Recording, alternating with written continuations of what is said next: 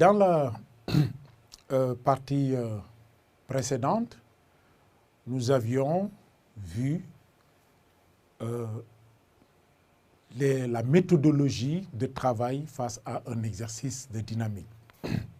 C'est cette méthodologie de résolution d'un problème de dynamique que nous voulons appliquer dans une situation concrète. Ici, par exemple, le tir d'un coup franc. Donc, nous allons d'abord vous présenter l'exercice. Donc, c'est un joueur qui tire donc un coup franc avec une vitesse V0, donc faisant un angle alpha. On a schématisé le mur qui représente donc les joueurs adverses donc, et les buts. Donc, le joueur tire donc, face au but. Alors, nous allons donc vous lire l'énoncé et ensuite passer à la résolution tout en appliquant la méthodologie qui a été donc décrite. Alors, en ce qui concerne donc l'énoncé de l'exercice, un coup franc de football est tiré à D égale 20 mètres face au but de hauteur H égale 2,44 mètres par un joueur. Le ballon de masse M égale 430 grammes est assimilé à un point matériel M posé sur le sol, initialement en haut. Donc le mur de hauteur H égale 1,90 m est situé à D égale 9,15 m du ballon. Le ballon est tiré avec une vitesse initiale V0, de norme V0 égale 20 m par seconde, et formant un angle alpha égale 20 degrés avec l'horizontale. Alors, dans un premier temps, on néglige totalement les frottements de l'air et donc on demande à établir les équations horaires du mouvement du ballon ainsi que l'équation de la trajectoire. Ensuite, de déterminer si le ballon passe au-dessus du mur ou non. Le tir est-il cadré ou pas? Donc, si la balle n'est pas arrêtée, est-ce que donc le but est marqué? Dans une deuxième partie, en réalité, donc, les frottements existent, qu'on modélise par une force F égale à moins lambda V, où lambda est une constante positive de valeur lambda égale 0,2 kg par seconde, et V est la vitesse, le vecteur vitesse de M à chaque instant. Et donc, en tenant compte de ces frottements dus à la résistance de l'air, nous allons répondre pratiquement les mêmes questions. Donc, déterminer l'équation horaire en introduisant la constante, une constante tau égale à M sur lambda. Et ensuite, déterminer l'équation de la trajectoire. Le ballon passe-t-il au-dessus du mur? On va répondre à cette question. Presque aux mêmes questions. Donc, le tir est-il cadré? Donc, voilà donc, en gros l'exercice que nous voulons donc résoudre, un coup franc, où donc, on ne tient pas compte de l'influence de l'air, on le néglige totalement. Et en deuxième partie, nous tenons compte de l'existence de l'air, des frottements. Mais là, il faut savoir donc ce qui est important. L'exercice est juste un prétexte, mais la méthodologie de travail, c'est ça qu'on veut transmettre à travers cet exercice. Voilà. Donc, nous allons passer donc à la résolution et nous nous intéressons en premier lieu sur les frottements donc de l'air qui sont négligés. Alors, on va établir les équations horaires de la trajectoire. Donc, il faut d'abord donc, choisir le système. Donc, comme nous l'avions dit, donc, le choix du système délimite le milieu extérieur, le milieu intérieur, donc marque l'objet d'étude. On s'intéresse à quoi? Bien entendu, ici, on va s'intéresser au mouvement du ballon. Donc, notre système est le ballon. Et il faut, donc, le référentiel donc, doit être choisi. Nous allons choisir le référentiel terrestre, supposé donc galiléen. Quand l'expérience ne dure pas très longtemps, donc à des durées très brèves, nous pouvons considérer donc le référentiel galiléen comme étant, donc le référentiel terrestre comme étant un référentiel galiléen. Alors, ensuite, nous devons faire le bilan des forces qui s'appliquent à notre ballon. Lorsque le ballon est tiré, à partir de ce moment, le ballon n'est soumis qu'à la seule action de son poids. Donc, il y a le poids P qui s'applique. La résistance de l'air est négligée. Donc, voilà. Le ballon, donc, n'est soumis qu'à la seule action donc, de son poids. Donc, c'est la seule force extérieure à considérer. Ensuite, on applique le théorème du centre d'inertie. Donc, le poids est égal à ma. Or, MP, c'est M fois G, égal à MA. Par simplification de M, on trouve A égale G. Donc, G est l'accélération de la pesanteur. Donc, l'accélération A est égale au vecteur G. Donc, lorsque nous appliquons le théorème du centre d'inertie, nous obtenons une expression vectorielle.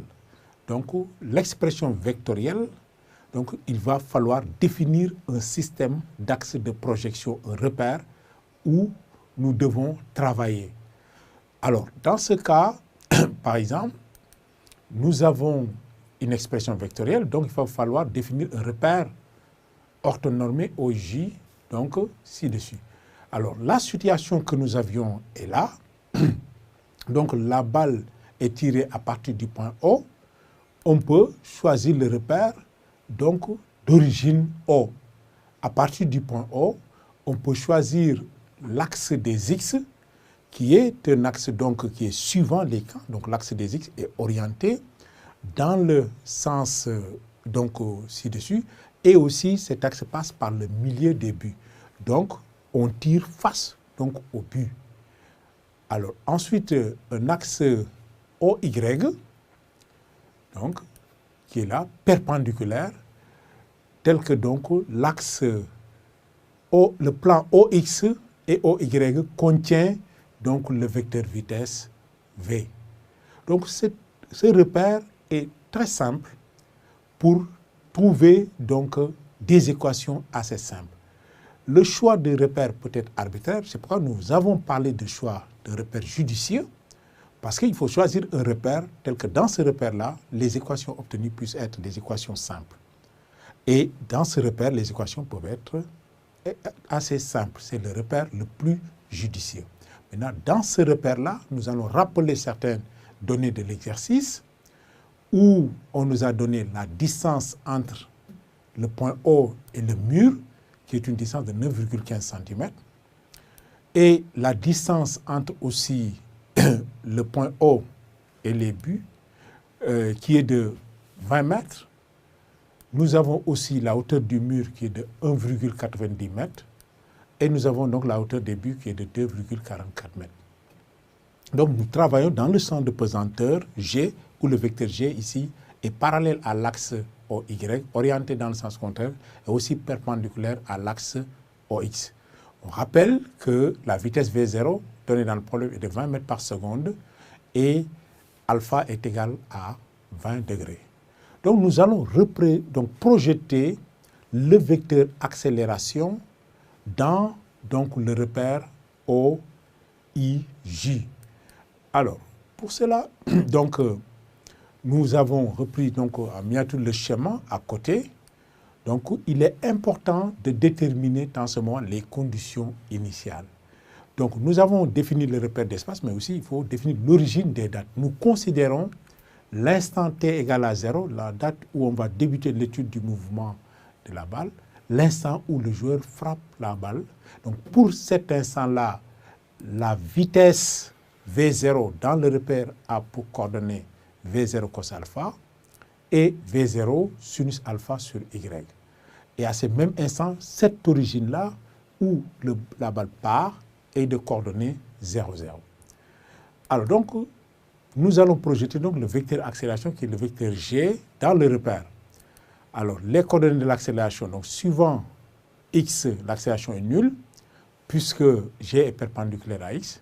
Suivant Y, l'accélération est moins G, donc c'est collinaire à l'axe OY et orienté dans le sens contraire, donc c'est moins G. Donc nous allons maintenant, à partir de l'accélération, essayer de faire des primitives de proche en proche pour pouvoir déterminer donc les coordonnées donc de la vitesse et du vecteur position. Alors lorsqu'on fait la primitive de A, on trouve les coordonnées de V qui, donc comme AX est égal à 0, donc Vx est une constante et la constante est déterminée par les conditions initiales, donc c'est V0 cos alpha. La suivant Y moins G, la primitive de moins G, c'est moins GT plus une constante. La constante AT égale à 0 peut être déterminée par V0Y qui est V0 sinus alpha. Donc on fait de même la primitive de Vx qui va donner X, la primitive de Vy qui va donner Y. Sur cette même logique, nous obtenons donc l'équation horaire OM qui est X égale V0T cos alpha plus une constante, mais comme AT égale à 0, X égale 0, donc la constante est nulle. Donc la primitive de moins GT plus V0 sinus alpha, c'est moins 1 demi de GT carré plus V0T sinus alpha plus Y0. Mais Y0 donc, est égal à 0. Donc nous obtenons ici donc, les équations horaires du mouvement. Donc à partir de l'équation horaire du mouvement, nous allons déterminer maintenant l'équation cartésienne. L'équation cartésienne, il faut relier les paramètres y et x en éliminant le temps. Donc pour ce faire, nous allons établir l'équation de la trajectoire. De la relation x égale v0t cos alpha, nous allons tirer le temps t, qui est x sur v0 cos alpha, que l'on remet dans l'équation de y de t. Donc voilà. Et donc si nous développons tout, on peut simplifier de l'autre membre par v0, et sinus sur cosinus va donner la tangente. On obtient finalement y de x égale moins g sur 2 v0 carré cos carré alpha x carré plus x tan alpha, donc qui est l'équation d'une parabole. Voilà donc la balle, donc le coup franc tiré aura donc la forme d'une parabole. Maintenant nous allons voir est-ce que la balle tirée sera capable de franchir le mur, donc, et ensuite est-ce que le tir sera cadré. Alors d'abord, le ballon passe-t-il au-dessus du mur? Donc pour que le ballon puisse passer au-dessus du mur, lorsque le ballon sera à la hauteur du mur, donc sur la ligne du mur, où x égale à d, l'ordonnée doit être supérieure à la hauteur du mur h qui est égale à 1,90. Donc si on calcule y de d et que c'est supérieur à h, la conclusion elle est évidente, la balle passe au-dessus du mur. Maintenant, si c'est le contraire, on n'obtient pas cette inégalité, donc on peut dire que la balle ne passe pas. Nous allons vérifier en faisant le calcul. Donc voilà l'expression de y de d. Donc ici, nous avons fait l'application numérique en prenant aussi g égale à 10 mètres secondes moins 2. Alors nous trouvons 2,14 mètres. Et on peut voir que 2,14 mètres est bien supérieur à 1,90. Donc la condition pour que la balle passe au-dessus du mur est vérifiée. Donc on conclut que la balle passe au-dessus du mur. Voilà. Maintenant, est-ce que le tir est cadré? Donc pour que le tir est cadré, les buts se trouvent à x égale d. Donc lorsque la balle va arriver à x égale d, la balle doit être, l'ordonnée doit être comprise entre 0 et h. Donc en dessous de 0, ce n'est pas bon parce que ça veut dire que ça a touché le sol avant d'arriver au but. Donc quand c'est supérieur à h, ça veut dire que ça va passer au-dessus des buts. Donc il faudrait que l'ordonnée puisse être comprise exactement dans cet intervalle. Alors si nous calculons y de grand D en appliquant la même formule obtenue à partir de l'équation cartésienne, alors les calculs numériques conduisent à 1,62 mètres. Donc 1,62 est bien dans ce domaine, est bien entre 0 et 2,14. Donc la conclusion semble évidente, donc le tir est bien cadré. Donc dans cette situation où l'air n'influe pas, donc tirer dans ces conditions-là, le tir est bien cadré, et donc si la balle n'est pas arrêtée, on peut bien marquer le but. Alors maintenant, nous allons compliquer un peu la situation en tenant compte de la résistance de l'air par donc les frottements fluides et pour voir est-ce que les résultats obtenus en absence d'air seront aussi les mêmes lorsqu'il y a l'influence de l'air. Donc on a considéré des frottements fluides F égale à moins lambda fois V. Alors donc on reprend la méthodologie, on ne la change pas, on reprend la méthodologie en choisissant donc pour déterminer les équations horaires le système qui est le ballon, le référentiel qui sera terrestre aussi supposé galiléen, le bilan des forces. Maintenant, en plus du poids, il y a donc les forces de frottement qu'il faut tenir compte. Alors, et lorsqu'on traduira le théorème du centre d'inertie, nous aurons P plus F est égal à MA. Nous allons remplacer P par mg, remplacer F par moins lambda fois V, nous obtenons la relation suivante, mg vecteur moins lambda fois V vecteur est égal à m fois A. On peut tirer l'expression de l'accélération qui est A égale à g moins lambda, donc m sur V. Donc d'après la première situation, il y a le terme moins lambda m sur V qui est donc donné.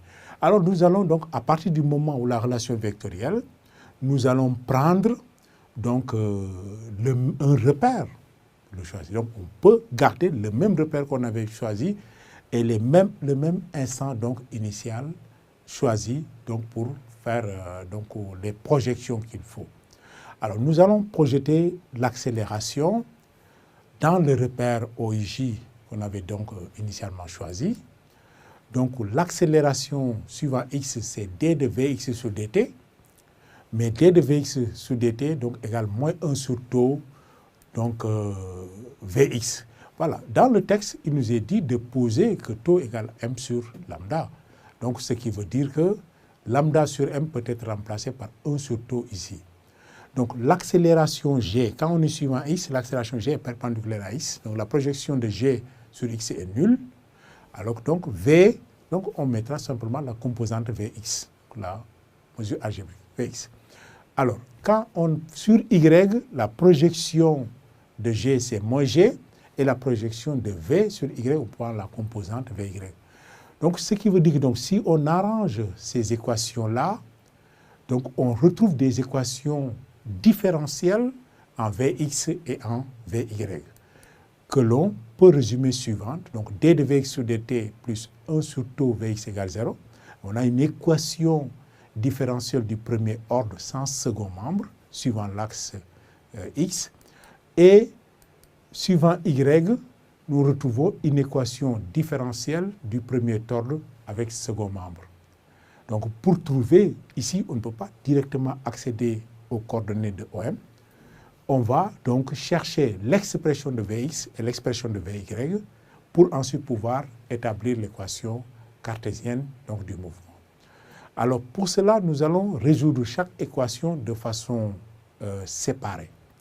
Alors commençons d'abord donc par la résolution de l'équation différentielle A, que l'on peut rappeler ici, qui est d de V, d sur dt de Vx plus 1 sur tau Vx égale à 0.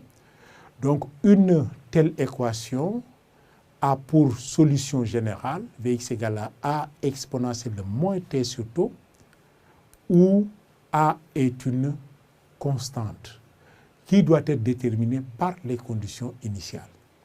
Et donc, si on se rappelle les conditions initiales, à t égale à 0, V0 suivant x, c'est V0 cos alpha, et en le mettant dans l'expression A exponentielle de moins t sur tau, en remplaçant t par 0, ça donne exponentielle de 0. Or, exponentielle de 0, c'est 1. Donc, on peut trouver que A égale V0 cosinus de alpha. Si nous remettons cette expression-là dans l'expression de Vx en remplaçant A, nous obtenons Vx égale V0 cos alpha exponentielle de moins t sur tau. Donc c'est une expression intéressante parce que nous pouvons remarquer que donc, la vitesse suivant x ne peut pas évoluer de façon indéfinie parce que dans un temps très long, où t tend vers plus l'infini, l'exponentielle va tendre vers 0 et donc Vx est nul. Donc la balle ne peut pas progresser indéfiniment vers l'avant. Donc, finira par s'arrêter vers suivant x. Voilà. Donc, nous avons la solution de Vx. Nous allons rechercher donc la solution de la deuxième équation différentielle suivant y. Là, nous avons une équation différentielle du premier ordre avec second membre. Donc, il y a des formules générales qu'on peut utiliser. Donc, on peut mathématiquement résoudre l'équation différentielle sans second membre et y ajouter une solution particulière de l'équation différentielle avec second membre. Mais la solution particulière doit être homogène au second membre. Donc, la solution de l'équation différentielle sans second membre peut être b exponentielle de moins t sur tau. Mais comme le second membre, c'est moins g, c'est une constante, donc on peut chercher une solution particulière constante. C'est-à-dire donc si Vy est une constante, d de Vy sur dt égale à 0, on retrouve rapidement que Vy donc sera égal à moins g fois tau. Donc moins g fois tau est la solution particulière donc, qui est homogène à une constante comme dans le cas de V. Ou B, là, est une constante aussi qui doit être déterminée par les conditions initiales. Alors, donc, à t égale à 0, on se rappelle que V0, c'est V0, suivant Y, c'est V0 sinus alpha. Donc, on remplace t dans l'expression de Vy, b exponentielle de 0 moins g fois tau. Or, exponentielle de 0, c'est 1. Donc, on peut tirer l'expression de b. V0 sinus alpha plus g tau. Alors, donc, en remplaçant b par son expression, nous obtenons l'expression suivante, suivant y. V0 sinus de alpha plus g tau, le tout exponentiel de moins t sur tau moins g fois tau. Là aussi, on peut faire une remarque qui est très intéressante. Ça veut dire aussi comment évolue la vitesse dans le temps. Si le temps t devient très grand, c'est-à-dire l'exponentielle de moins t sur tau tend vers 0, donc la vitesse limite de Vy, c'est moins gt. Donc ça veut dire que la balle finira par pointer verticalement vers le bas pour un temps assez long. Donc ça veut dire qu'il y a une limite dans la progression suivant y, mais tant qu'il y a une limite asymptotique, donc suivant y, et vers les côtés donc négatifs. Nous avons l'expression de Vx de t, l'expression de Vy de t. Donc à partir de là, nous allons faire des primitives de ces expressions-là. Bon, il y a des termes exponentiels, mais ce n'est pas grave.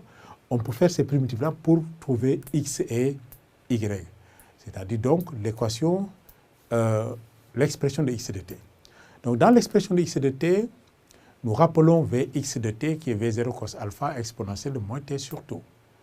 Donc, quand, par exemple, on veut x, on fait la primitive de v de x dt. Donc, la primitive de cette expression donne moins v0 cos alpha tau exponentielle de moins t sur tau plus une constante qui sera déterminée aussi par les conditions initiales. On rappelle sur x, à t égale à 0, x égale 0. Donc, si on remet tout ça dans l'expression, on trouve que c égale v0 tau cosinus de alpha. Donc, en remplaçant c par son expression, alors on trouve l'expression suivante. C'est-à-dire que donc, x de t, c'est v0 tau cosinus de alpha, facteur de 1 moins exponentielle de moins t sur tau. Voilà donc l'expression de x de t. Si on fait de même pour y de t, on rappelle l'expression de y de t, la primitive donc de Vy de t donne y de t. La primitive de cette expression-là donne moins tau facteur de V0 sinus alpha plus g tau exponentielle de moins t sur tau moins g tau t plus k. K est une constante. Voilà. Déterminée aussi par les conditions initiales à t égale à 0, y égale 0. Donc si on remplace t par 0 et y par 0, on trouve k égale à tau facteur de V0 sinus alpha plus g fois tau. Donc quand on remet l'expression de k dans l'expression de y de t, on retrouve définitivement l'équation y de t égale à t tau facteur de V0 sinus alpha plus g tau facteur de 1 moins exponentielle de moins t sur tau moins g tau plus t. Donc nous avons l'expression donc des équations horaires qui sont, n'est-ce pas, obtenues comme ça. Voilà, maintenant on va répondre à la question B, qui est donc l'équation de la trajectoire. Donc nous allons intelligemment essayer de sortir, d'éliminer le temps t entre les paramètres x et y. Lorsqu'on a x de t, on peut isoler le terme exponentiel. Et là aussi, vraiment, il y a à discuter, puisque le terme exponentiel ne doit avoir que des valeurs donc, positives. Cela veut dire que le x sur v0 tau cos alpha doit être supérieur à 1. Donc cette expression, mathématiquement, n'aura de sens que pour les x qui sont inférieurs à v0 tau cos alpha. Et là, ça revient à ce qu'on devait dire, on ne peut pas progresser indéfiniment suivant x. C'est-à-dire que dans les conditions du tir, si on calcule cette expression, c'est 40,4 mètres. Donc dans les conditions du tir, on ne peut pas aller au-delà de 40,4 mètres. Donc la balle va piquer à ce point. Donc on ne peut pas indéfiniment faire avancer la balle suivant x. Ceci est dû donc aux effets de la résistance donc, de l'air. Alors, à partir de là, donc, on applique la fonction ln pour sortir 1 moins 1 sur moins t sur tau et tirer directement l'expression de t qui est moins tau ln de 1 moins x sur v0 tau cos alpha. Maintenant, cette expression de t, qu'en remettant maintenant cette expression de t dans l'expression de y de t, nous allons obtenir l'équation suivante. Y de t égale v0 sinus alpha plus g tau x sur v0 cos alpha plus g tau carré ln de 1 moins x sur v0 tau cosinus de alpha. Voilà, donc nous avons l'équation cartésienne de la trajectoire. Là, on peut répondre aux autres questions aussi dans les mêmes conditions. Est-ce que la balle va franchir le mur? Les mêmes conditions ne changent pas. Le ballon passe au-dessus du mur si pour x égale d, y de d est égal à h, est supérieur à h, qui était 1,90. Donc, dans l'expression de y de x, si on remplace x par d et qu'on effectue l'application numérique, on trouve 1,92 mètres, qui est supérieur à h, qui est de 1,90. Donc la conclusion elle est évidente. Le ballon passe au-dessus du mur. Voilà. Maintenant, le tir sera est-il cadré? Dans les mêmes conditions, nous allons calculer aussi y de d pour vérifier est-ce que la valeur de y de d est comprise dans ce domaine. Donc les calculs conduisent à moins 1,2 mètres. Cela veut dire que donc la balle a déjà touché le sol avant même donc d'arriver au but. Nous ne sommes pas dans le domaine décrit, donc on peut tirer la conclusion que donc comme YD n'appartenant pas à l'intervalle, le tir n'est pas cadré. Donc même s'il n'y avait pas de gardien dans les buts, donc le ballon donc ne passera pas, donc le but ne sera pas donc marqué. Alors ça, c'est une situation qui vous permet de vous montrer comment il faut, de façon méthodologique, travailler en dynamique en suivant donc le déroulement qui vous est posé. Donc définir le système, choisir donc le référentiel, faire le bilan des forces, traduire le théorème du centre d'inertie, si c'est le cas, et ensuite définir un repère judicieux, projeter et donc facilement les réponses aux questions donc, peuvent être réglées. Donc, et nous vous envoyons donc dans l'étude complète donc de toutes les situations en dynamique qui dans donc des vidéos qu'on a déjà fait, donc où vous pouvez consulter donc sur le site Edu Numérique où l'ensemble des applications ont été traitées dans ce chapitre-là. De nombreuses vidéos donc pourront vous intéresser. Donc nous allons vous remercier et vous donner rendez-vous pour une prochaine fois sur d'autres vidéos.